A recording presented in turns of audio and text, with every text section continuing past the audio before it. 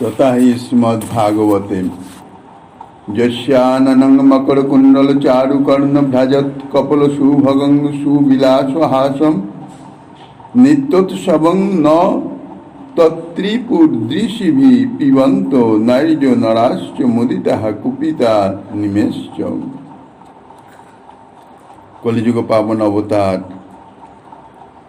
परम करुणामय श्री गौरांग सुंदरेर परम अंतरंग प्रिय पार्षद वर्ज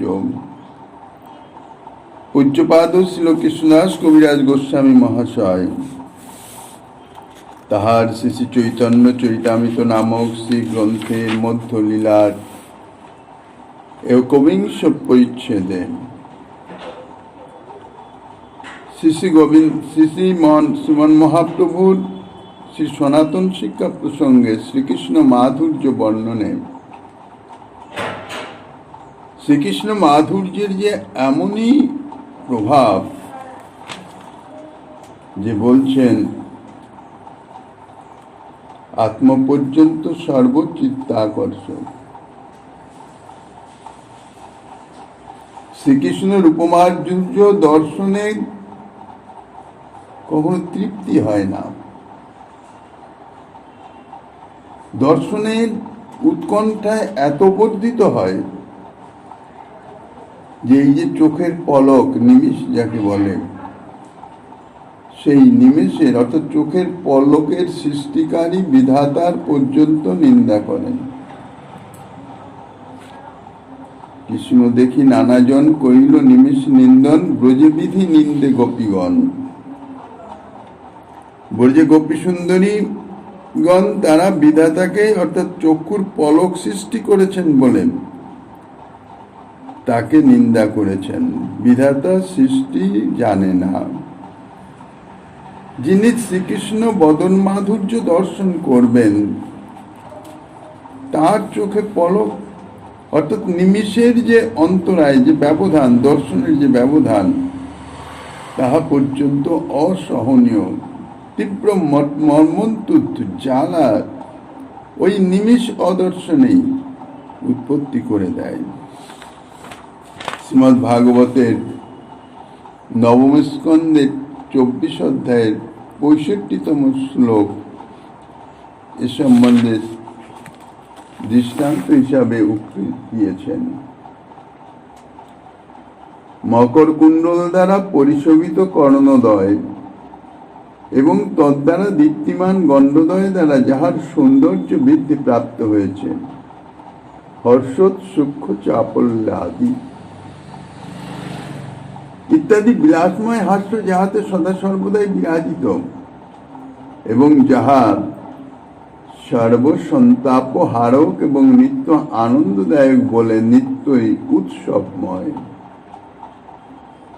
শ্রীকৃষ্ণের সেই বদন মাধুরী তাহা নেত্র দ্বারা পান করে শ্রী রাধিকা আদি ব্রজ সুন্দরীগণ এবং সুবলাদি প্রিয় নর্ম সখাগণ তারা আনন্দিত হয়েও তৃপ্তি লাভ করতে পারে নাই।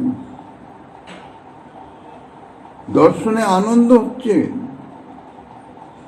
অতুলনীয় আনন্দ, কিন্তু তৃপ্তি নাই।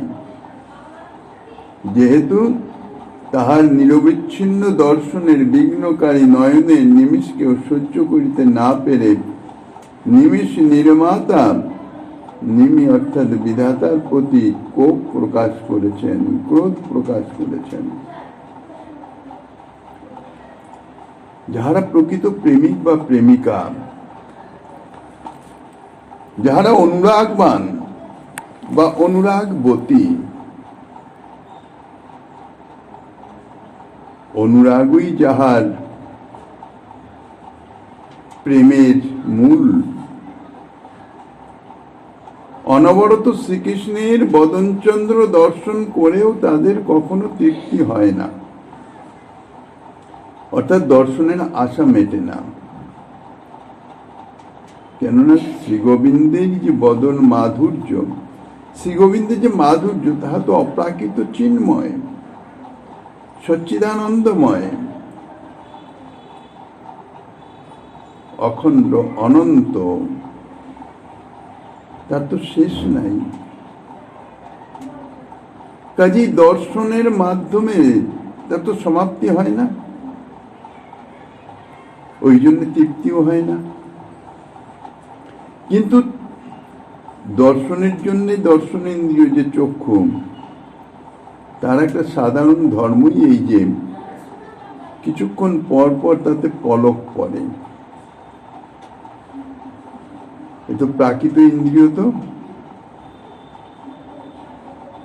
চক্ষু আসলে, চক্ষুর তো দর্শন ক্ষমতা নাই। চক্ষু একটি দর্পণের মতন, সম্মুখস্থ বস্তু তাতে প্রতিফলিত হয়,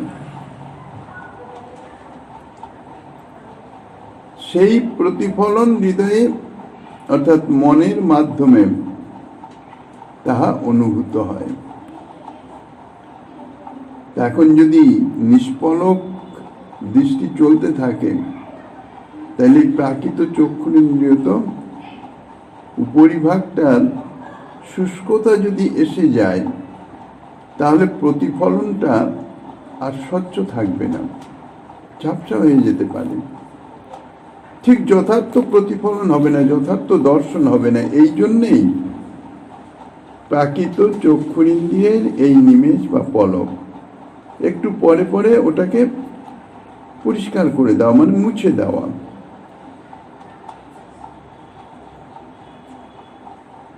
কিন্তু এটা তো প্রাকৃত চক্ষুর ধর্ম, সেটা স্বাভাবিকভাবে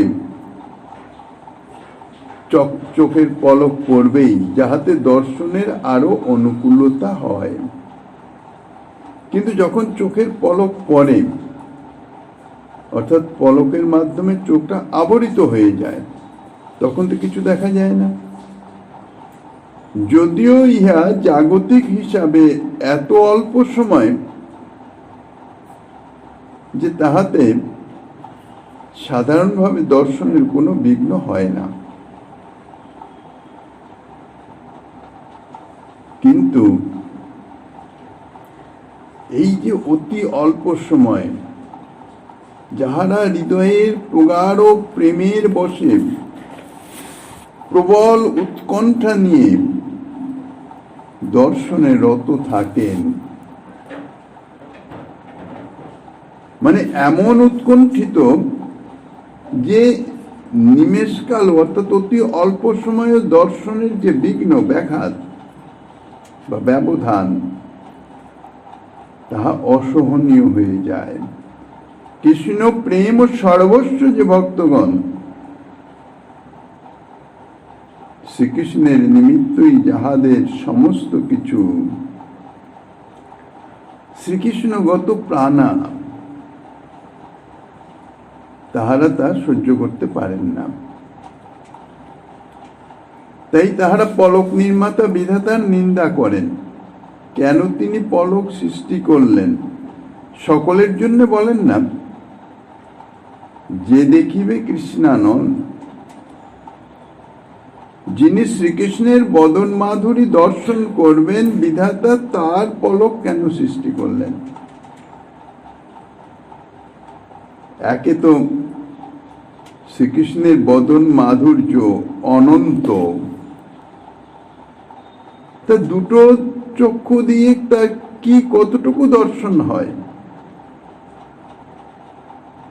দিলেন তো মাত্র দুটি চক্ষু, তাও আবার নিরবিচ্ছিন্ন দর্শন যাতে না হয় সেই জন্য তাতে পলকের সৃষ্টি করে দিয়েছেন।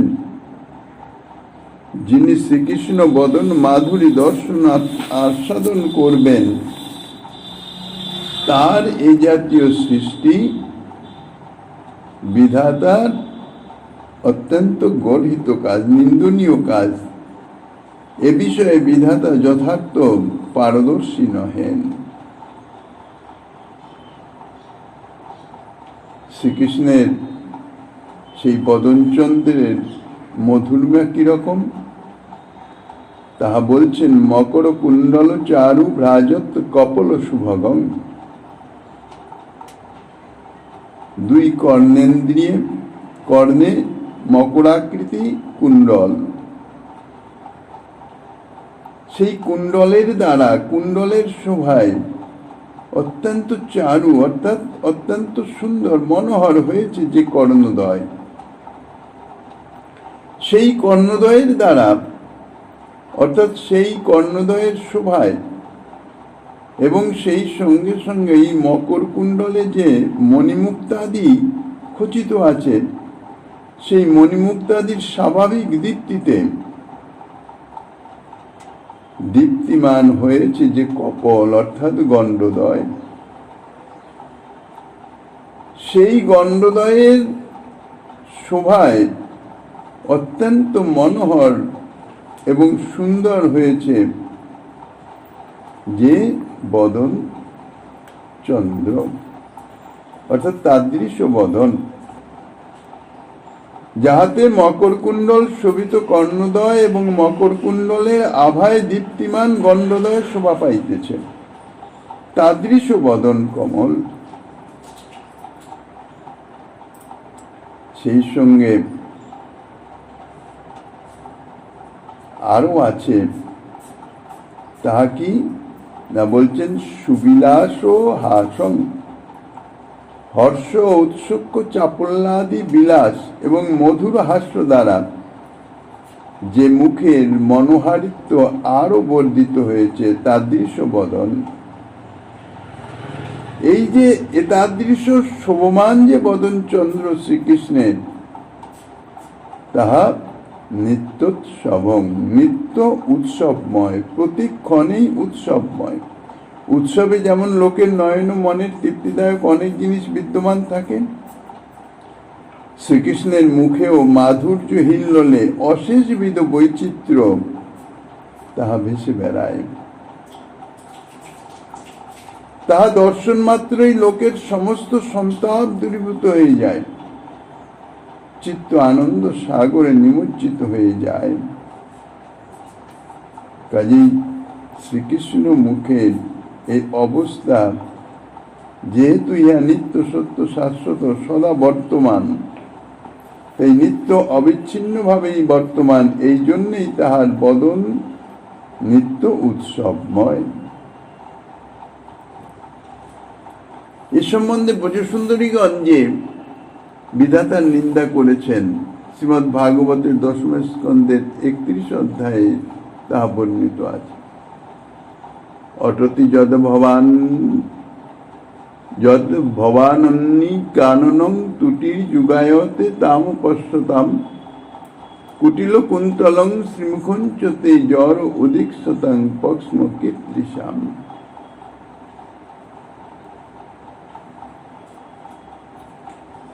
ইহারি অনুবাদ গোস্বামীপাদ পরে বলছেন। এখানেও ব্রজসুন্দরীগণ সেই বিধাতার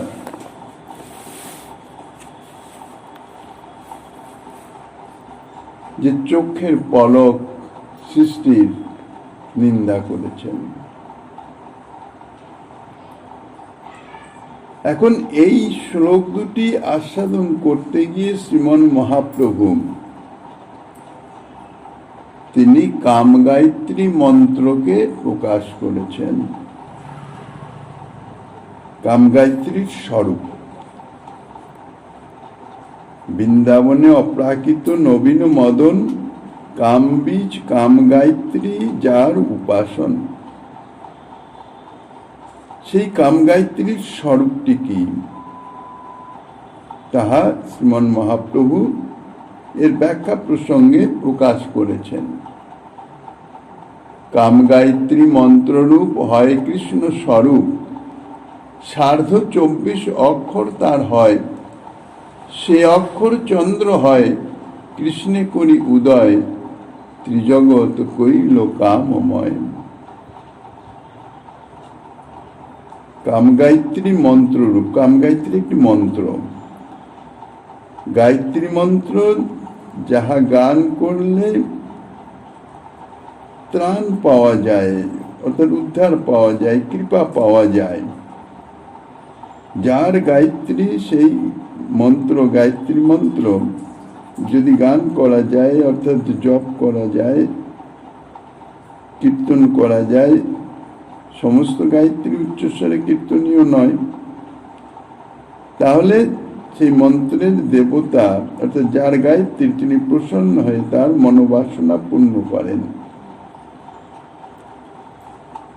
এই কাম গায়ত্রী বিশেষ মন্ত্ররূপ কাম গায়ত্রী শ্রীকৃষ্ণের স্বরূপ। যেহেতু নাম, মন্ত্র, বিগ্রহ এবং স্বরূপ একই তত্ত্ব, গায়ত্রী গানকারীকে যিনি ত্রাণ করেন তাকে বলে গায়ত্রী।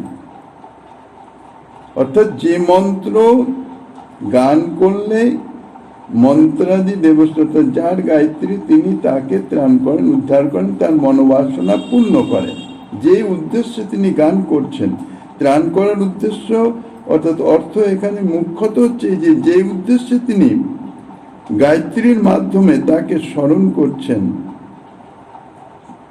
তার সেই উদ্দেশ্য তিনি পূর্ণ করেন। গায়ন্তং ত্রায়ত যস্মাৎ গায়ত্রীতং তত স্মৃত। এবার যত যত দেবতা আছেন, প্রত্যেক দেবতারই মন্ত্রও আছে, গায়ত্রীও আছে। সেই দেবতাকে প্রসন্ন করতে তার মন্ত্র এবং গায়ত্রী নিরন্তর জপের মাধ্যমে তার প্রসন্নতা লাভ হয়। কোনো দেবতার পূজা করতে হলে সেই দেবতার নিজ মন্ত্র এবং গায়ত্রীতেই পূজা করতে হবে। এক দেবতার পূজা অন্য দেবতার মন্ত্রের মাধ্যমে হয় না। এই জন্য সমস্ত দেবতারই মন্ত্র আছে, সেই মন্ত্র তার স্বরূপ, মন্ত্রের মাধ্যমে তাকে তিনি প্রকটিত হন, তার আরাধনা হয়। এই জন্য যে মন্ত্রে পূজা হবে সেই মন্ত্রের দেবতাই অধিষ্ঠিত হবেন। এই জন্য এক দেবতার পূজার ক্ষেত্রে অন্য মন্ত্র যদি বলা হয় তাহলে সে পূজা সিদ্ধ হয় না।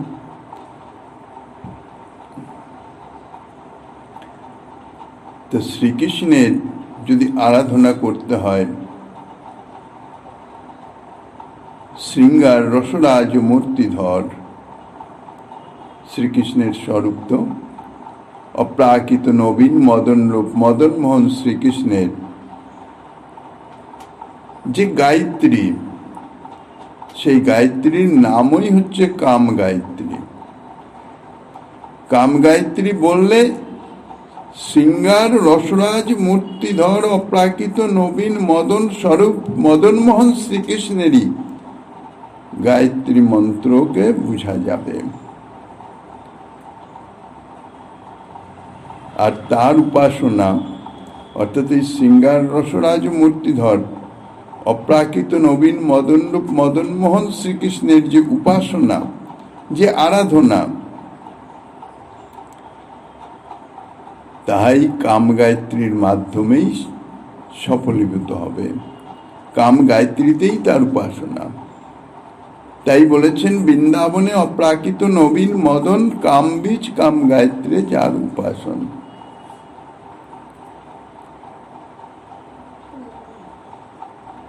তত্ত্ব বিচার করলে এই যে কাম গায়ত্রী, বৈদিক যে জপ্য যে গায়ত্রী মন্ত্র, সেই গায়ত্রী মন্ত্রেই রসাত্মক রূপ। এখন প্রশ্ন হতে পারে, যেহেতু এটা শ্রীকৃষ্ণের উপাসনার গায়ত্রী মন্ত্র, যে যে দেবতার মন্ত্র বা গায়ত্রী সেই দেবতার নাম সম্বলিত থাকে, যে অমুক দেবতার গায়ত্রী, অমুক দেবতার মন্ত্র, তো যেহেতু এটি শ্রীকৃষ্ণ উপাসনার গায়ত্রী, এখানে শ্রীকৃষ্ণ গায়ত্রী না বলে কাম গায়ত্রী কেন বলছেন? কাম গায়ত্রী বললে শ্রীকৃষ্ণকে যে কামই বলা হচ্ছে, তার উত্তরে বলা যায় এই কম ধাতু থেকে কাম শব্দ নিষ্পন্ন হয়। আর কম ধাতুর অর্থ হচ্ছে স্পৃহা বা কামনায়। তাহলে এই কাম শব্দের অর্থ দাঁড়াচ্ছে এই যে স্পৃহনীয় বস্তু অর্থাৎ কামনার বস্তু, কামনার বস্তুকেই কাম বলা যায়। মুক্ত প্রগ্রাহা বৃত্তিতে অর্থাৎ ব্যাপকভাবে যদি অর্থ করা যায়, আমাদের কামনার বস্তু বহুবিধ, কিন্তু সমস্ত কামনার বস্তুর গুরুত্ব সমান নয়। অনন্ত কামনা, এই জন্য অনন্ত কামনার বস্তু, কিন্তু তাহাদের গুরুত্বের তারতম্য আছে।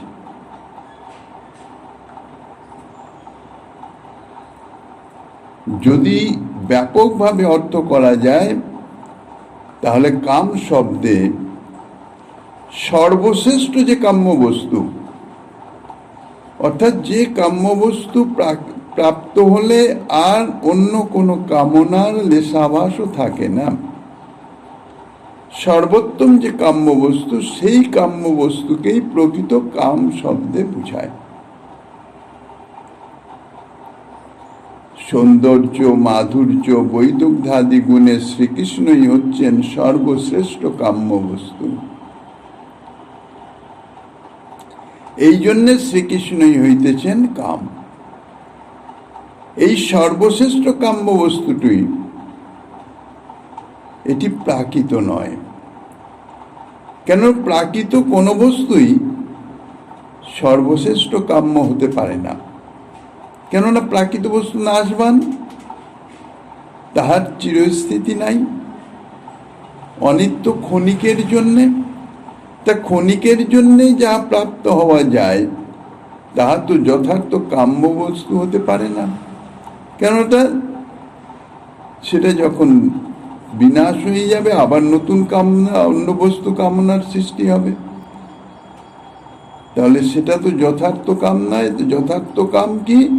যেটি কখনো বিনাশ প্রাপ্ত হবে না, যেটা প্রাপ্ত হলে আর নতুন কোনো কামনার উদয়ের সম্ভাবনাই থাকবে না, তার সমস্ত কামনা পূরণ হয়ে যাবে।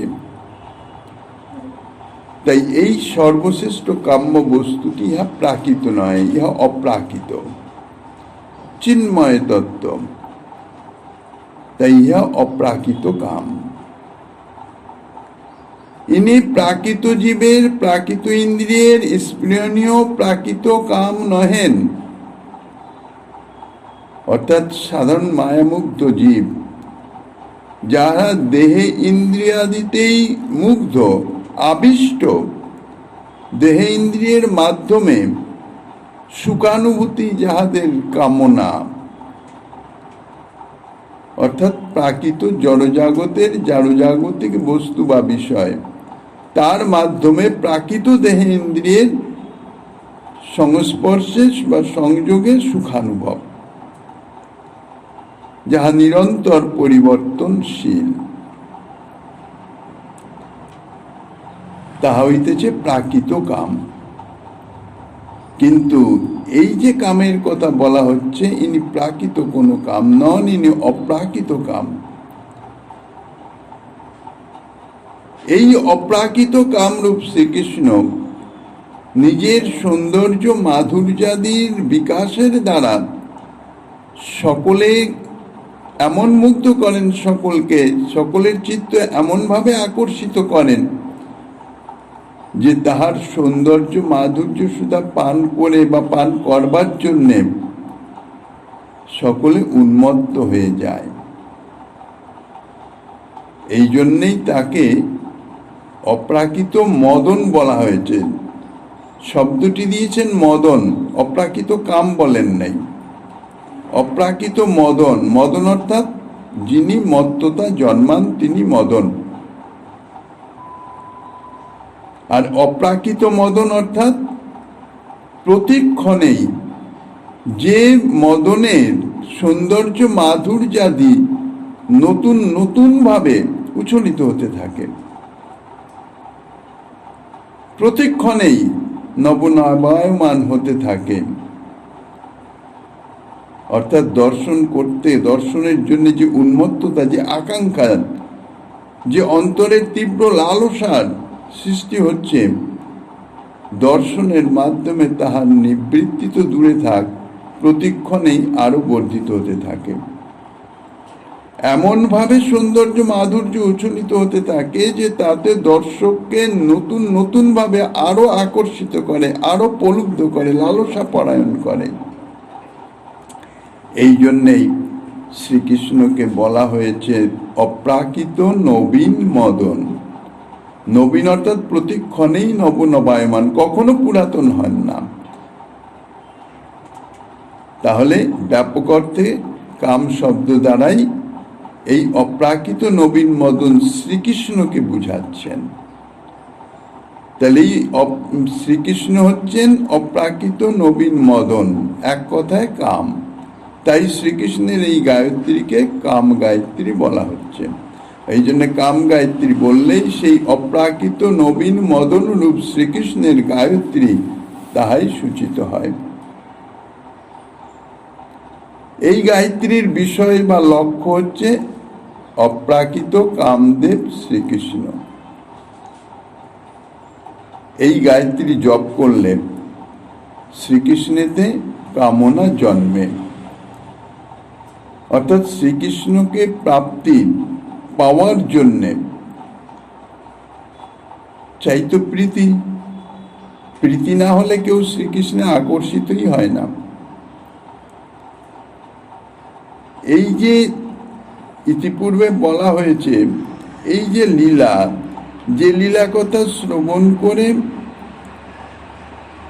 জগতের জীব মত্ত হয়ে যাবে, অর্থাৎ আকর্ষিত হবে, শ্রীকৃষ্ণে আকর্ষিত হবে। তার দৃশ্য সেবার নিমিত্ত। সেবা করতে গেলে তখন প্রেম চাই, অর্থাৎ তার হৃদয়ে প্রীতির সঞ্চার হবে, প্রীতি আসতে থাকবে। এই যে ভাবধারা, এই যে ভজন ধারা,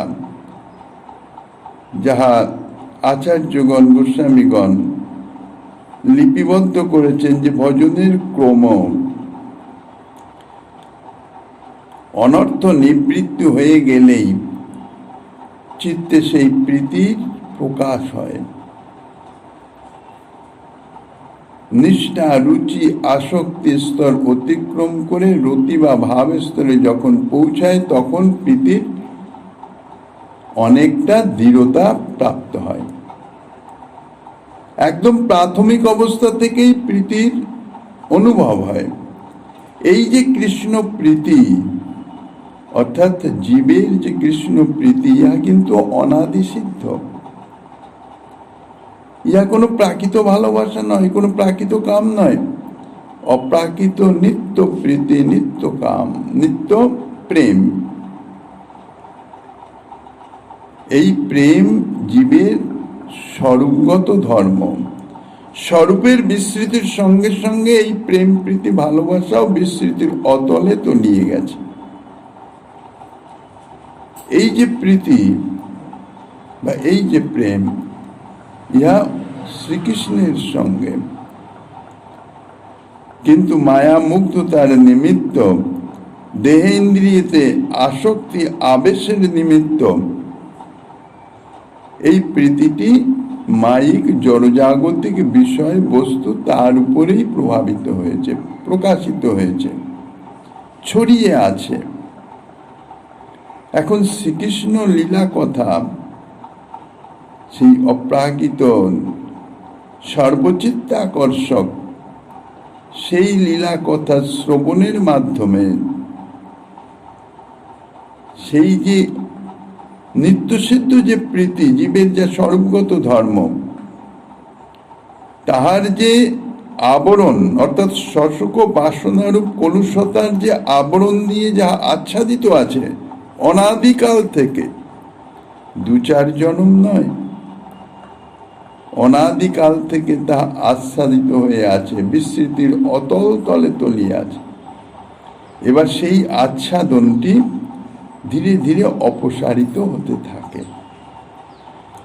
এখন অনাদিকালের যে একটা আচ্ছাদন,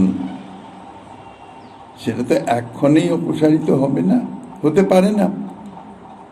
যেমন একটা পেতলের কোনো বাসন যদি পড়ে থাকে 10 বছর 20 বছর, তার যে ঔজ্জ্বল্য বা তার যে স্বরূপ সেটি ময়লায় ঢাকা পড়ে যায়, পেতলের বাসন লোহার বাসন বলে অনুভব হয়। এবার তাকে মার্জন করতে হয়, অম্ল সহযোগে মার্জন করতে করতে করতে করতে তার সেই যে ময়লা যত পুরাতন হবে তত ময়লার আস্তরণ বেশি, সেই ময়লার আস্তরণ অপসারিত করতে তত সময় সাপেক্ষ, তত পরিশ্রম। মার্জন করতে হবে, মার্জন করতে করতে, এই মার্জনটাই হচ্ছে ভজন ক্রিয়া। আর এরই সম্বন্ধে ঠাকুর মহাশয় বলেছেন, মার্জন হয় ভজন সাধুসঙ্গ অনুক্ষণ। অর্থাৎ এই যে ভজন ক্রিয়া মার্জিত হতে থাকে কিভাবে, না নিরন্তর সাধুসঙ্গ অনুক্ষণ বলেছেন। এখন সাধুসঙ্গ বলতে সাধুর সান্নিধ্যে গিয়ে বসে থেকে সাধু মুখে হরিকথা শ্রবণ, এটাই হচ্ছে সাধুসঙ্গ। এখন নিরন্তর বা অনুক্ষণ সাধুসঙ্গ সেটা তো কস্মিন কালেও সম্ভব নয়। তাহলে যে ঠাকুর মশাই বলছেন সাধুসঙ্গ অনুক্ষণ, অর্থাৎ এই দেহের দ্বারা অনুক্ষণ সাধুসঙ্গ না হলে মনের দ্বারা তো সম্ভব। সাধু সঙ্গে সাধু মুখে যে কথা, যে লীলা কথা শ্রুত হলো, হৃদয়ে তাহা মনন, মনের দ্বারা তাহা মনন চিন্তন। যদি চিন্তন করতে থাকে, নিরন্তর চিন্তন চলতে থাকে, তাতে তো অসুবিধা নাই। যে কোনো কাজ ইন্দ্রিয়ের মাধ্যমে, কর্মেন্দ্রিয়ের মাধ্যমে কাজ চলতে থাকবে, কিন্তু মনের দ্বারা মনন বা চিন্তন চলে। তা নিরন্তর এই চিন্তন যত করা যাবে ততই তার ভজন মার্জিত হতে থাকবে। তার যে সেই প্রীতি, অনাদিসিদ্ধ যে প্রীতি, যা অনাদিকাল থেকে আচ্ছাদিত হয়ে আছে, তাহা ধীরে ধীরে ধীরে ধীরে প্রকাশিত হতে থাকবে। অর্থাৎ এই প্রীতির দৃঢ়তা জন্মে। এই জন্যে বলছেন, এই গায়ত্রী মন্ত্র জপ করলে শ্রীকৃষ্ণেতে কামনা জন্মে, অর্থাৎ শ্রীকৃষ্ণ প্রীতির দৃঢ়তা জন্মে। প্রীতি ধীরে ধীরে দৃঢ় হয়, গাঢ় হয়। এই গায়ত্রী শ্রীকৃষ্ণে এইরূপ গাঢ় প্রীতিময়ী কামনা জন্মায়, এই জন্যেই এর নাম হচ্ছে কাম গায়ত্রী। বস্তুত এই গায়ত্রীর অর্থে শ্রীকৃষ্ণের যে অনির্বচনীয় অদ্ভুত মাধুর্যের যে চিত্র, যে ছবি, এই গায়ত্রী মন্ত্রের অর্থ চিন্তাকারীর চিত্তে সেই ছবি ফুটে ওঠে। যদি একটু এই গায়ত্রী মন্ত্রের অর্থের যে রূপ, যা চিত্তে ফুটে উঠছে, সেই দিকে যদি একটু মনোসংযোগ করা যায়, তাহলে তৎপ্রতি চিত্ত আকৃষ্ট না হয়ে থাকতে পারে না। আর একবার যদি চিত্ত একটু আকৃষ্ট হলো, অর্থাৎ চিত্তে যদি একটু ছোঁয়া লাগলো, স্পর্শ লাগলো, তাহলে তার আস্বাদনের নিমিত্ত ভাগ্যবান ব্যক্তির চিত্তে আকাঙ্ক্ষা না জন্মে থাকতে পারে না। আকাঙ্ক্ষা জন্মায়, এবং যত জপ করা যায় তত তার অর্থ চিত্তে প্রকাশিত হতে থাকে। যত স্বচ্ছতা প্রকাশিত হতে থাকে, তত তার যে আকাঙ্ক্ষা বলবতী হতে থাকে, তীব্র থেকে তীব্রতর হতে থাকে। সাধকের মন্ত্র অনুরূপ বা ভাবানুরূপ যে মন্ত্র জপ, সেই জপের পূর্বে কাম গায়ত্রীর জপের অভিপ্রায় হচ্ছে এই, যে মন্ত্র জপের পূর্বে মন্ত্র দেবতা স্বীয় ভাবানুকূল লীলাবিলাসী শ্রীকৃষ্ণের রূপ ও সুন্দর রূপে চিত্তে ফুটে উঠলে স্বীয় ভাবের অনুকূল সেবা চিন্তার সঙ্গে মন্ত্র জপের একটি সুবিধা হয়। কামগায়ত্রী জপের সঙ্গে গায়ত্রীর অর্থ চিন্তা করলে, কেননা বলেছেন কামগায়ত্রী হচ্ছে শ্রীকৃষ্ণের স্বরূপ, তাহলে কামগায়ত্রীর অর্থ চিন্তা মানে শ্রীকৃষ্ণের স্বরূপ চিত্রটি ফুটে উঠবে, শ্রীকৃষ্ণের মাধুর্যময় রূপটি চিত্তের সমুজ্জ্বল রূপে ফুটে উঠবার সম্ভাবনা থাকে। সেই জন্যেই বোধ হয় মন্ত্র জপের পূর্বে কামগায়ত্রী জপের একটা ব্যবস্থা আছে। এই যে কামগায়ত্রী মন্ত্র বলছেন, মন্ত্রের কতগুলি অক্ষরের সন্নিবেশ, যে কোনো মন্ত্র কতগুলি অক্ষরের সন্নিবেশ। এই কামগায়ত্রী মন্ত্রেতেও অক্ষর আছে মোট 24.5 অক্ষর। 24.5, 25ও নয় 24ও নয়, একটা অর্ধ অক্ষর রয়েছে। এখন কামগায়ত্রীতে যে অক্ষরগুলো আছে মোটামুটি যদি গণনা করা যায় তাহলে দেখা যায় যে এখানে 25টি অক্ষর। এই 25টির মধ্যে প্রথম অন্তস্য অর্থাৎ কাম ও দেবায়, এই শব্দের শেষ অক্ষর যে অন্তস্থ, এই অন্তস্থকেই অর্ধ অক্ষর বলে পরিগণিত হয়েছে। শাস্ত্রে বর্ণিত আছে ইয়ং চন্দ্রার্ধং বৈভবঞ্চ বিলাস দারুণং ভয়মিতি ব্যাগরি। তো এই যে অন্তস্তীয় অক্ষরটি অর্ধাক্ষর হওয়ায় পরবর্তী ত্রিপদী সমূহতে দেখা যায় যে কামগায়ত্রীর এক একটি অক্ষর এক একটি চন্দ্র, কাজী অর্ধচন্দ্রে অর্ধাক্ষরেই সূচিত হবে।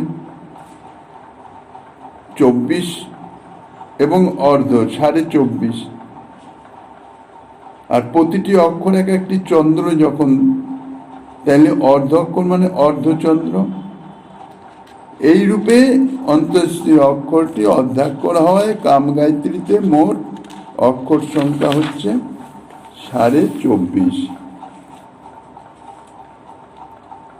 এখন কথিত আছে এই শ্রী চৈতন্য চরিতামৃতের সংস্কৃত টিকাকার শ্রীপাদ বিশ্বনাথ চক্রবর্তী টিকাতে কি হয়, অর্থ প্রকাশ করে তো ব্যাখ্যা। তিনি যখন এই কামগায়ত্রীর অর্থ প্রকাশ করতে গেলেন, অর্থ প্রকাশ করতে গেলে তাহার যথার্থ সঠিকভাবে তো বর্ণনা করতে হবে। কারণ কামগায়ত্রী মন্ত্রের কোন অক্ষরটি যে অর্ধাক্ষর এটা ইনি নির্ণয় করতে পারছেন না। কিন্তু কবিরাজ গোস্বামীপাদের কলম তাহা তো কখনো মিথ্যা হতে পারে না, ব্যর্থ হতে পারে না, কারণ তিনি পরিষ্কারই লিখেছেন কামগায়ত্রী মন্ত্ররূপ হয় কৃষ্ণ স্বরূপ, 24.5 অক্ষর তার হয়। সেই কামগায়ত্রী মন্ত্রের 24.5 অক্ষর নিয়ে এই মন্ত্র সংগঠিত বা মন্ত্রের রূপ। এখন অর্ধ অক্ষরের মধ্যে কোনটি সেটি যদি না নির্ণয় করা যায় তাহলে তো যথার্থ অর্থ করা যাবে না, কারণ প্রতিটি অক্ষর চন্দ্র স্বরূপ, অর্ধ অক্ষরটি অর্ধচন্দ্র স্বরূপ হবে। তখন তিনি রাত্রিকালে শ্রীমতী রাধারানীর চরণ চিন্তা করতে করতে শ্রী রাধাকুণ্ডের তীরে পড়ে রইলেন। কিছুক্ষণ বাদে চিন্তা করছেন অর্থ, কোনটি অর্ধাক্ষর হবে, কোনটি অর্ধাক্ষর হবে। তিনি কম পণ্ডিত নন, কিন্তু শাস্ত্র সিদ্ধান্ত অনুযায়ী তিনি কোথাও ঠিক সেরকম নিদর্শন পান নাই, মানে প্রমাণ পান নাই। কিছুক্ষণ পরে যখন তিনি তন্দ্রাবিষ্ট হলেন, সেই অবস্থায় স্বপ্নদৃষ্টার মতন আবির্ভূত হয়ে শ্রীমতী রাধারানী তাকে বললেন যে তুমি কোনো সন্দেহ করো না, কৃষ্ণদাস কবিরাজ যা লিখেছেন তাহা অভ্রান্ত। কাম গায়ত্রীতে 24.5টি অক্ষরই আছে। ব্যন্তি অকার অর্ধাক্ষরং ললাট অর্ধচন্দ্র বিম্ব তদিতরং পূর্ণাক্ষরং পূর্ণচন্দ্র ইতি।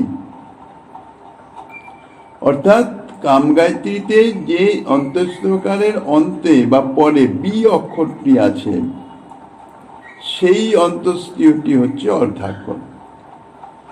অন্তস্থ হলেই অর্ধাক্ষর হচ্ছে না, অন্তস্থীয়ের পরের শব্দে অর্থাৎ পরের অক্ষর যেটি সেটি বি হওয়া চাই, বয়স্বীকার হওয়া চাই, তাহলে আগের অন্তস্থীয়টাকে অর্ধাক্ষর বলে মানতে হবে।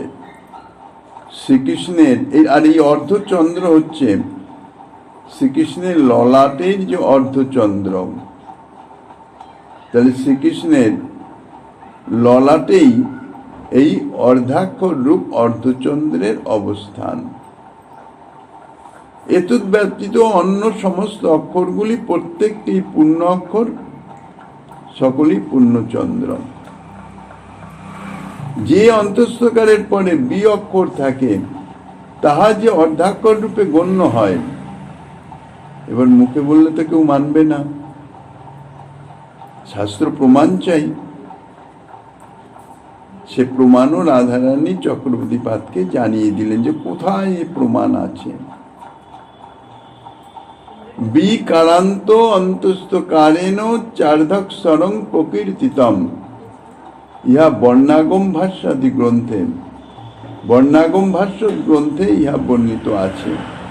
যে অন্তস্থকারের অন্তে বিকার আছে অর্থাৎ বি অক্ষর বয়স্বীকার অক্ষর আছে তাহা অর্ধাক্ষর বলে কীর্তিত হয়। সেই বর্ণাগম ভাষ্য গ্রন্থ তুমি দেখে নিতে পারো।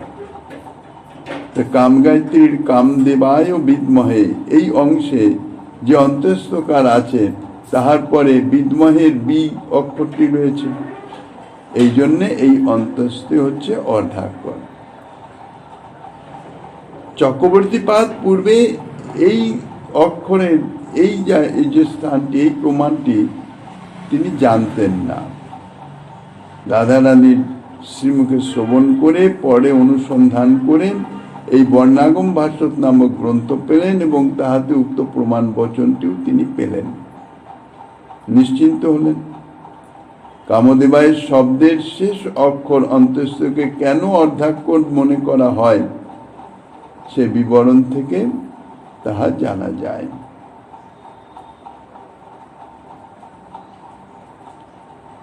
তা বলছেন সে অক্ষর চন্দ্র হয়। কাম গায়ত্রী শ্রীকৃষ্ণের স্বরূপ। কাম গায়ত্রীতে 24.5 অক্ষর আছে, এদের প্রত্যেক অক্ষরই এক একটা চন্দ্র স্বরূপ।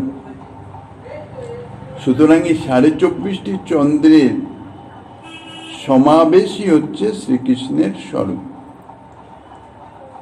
এই 24.5টি চন্দ্রের কোনটি শ্রীকৃষ্ণের দেহের কোন স্থানে আছে তাহা পরবর্তী কয়েক পয়ারে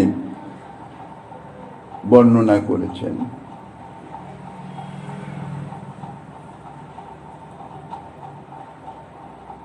শ্রীপাদ প্রবোধানন্দ গোস্বামী তৎকৃত যে কাম গায়ত্রীর ব্যাখ্যা করেছেন, যে সকল প্রমাণ উদ্ধৃত করেছেন তা থেকে দেখা যায় কাম প্রভৃতি অক্ষরসমূহের প্রত্যেকটিতে চন্দ্র বুঝায়। এছাড়া আর অন্য নতুন কোনো অর্থ তার ব্যাখ্যায় প্রকাশিত নাই। যাই হোক, এখানে প্রভু বলেছেন কাম গায়ত্রী মন্ত্ররূপ হয় কৃষ্ণ স্বরূপ, 24 অক্ষর তার হয়, সে অক্ষর চন্দ্র হয়। কৃষ্ণে করি উদয়, ত্রিজগৎ করিল কামময়। তাহলে 24.5 চন্দ্র বলছে কৃষ্ণে করি উদয়। ওই চন্দ্রসমূহ কৃষ্ণ উদিত করে অথবা শ্রীকৃষ্ণ স্বরূপ কাম গায়ত্রী সচ্চিদানন্দ বিগ্রহ রূপে শ্রীকৃষ্ণে উদয় করে কাম গায়ত্রী জপের প্রভাবে গায়ত্রী দেবতা শ্রীকৃষ্ণ সাক্ষাতে প্রকট হয়েন, অথবা কামগায়ত্রী শ্রীকৃষ্ণের দেহের এই 24.5 চন্দ্র উদয় করে কামগায়ত্রী জপ করলে শ্রীকৃষ্ণ দর্শন ঘটে এবং শ্রীকৃষ্ণ দেহস্থ এই 24.5টি চন্দ্রের দর্শন হয়।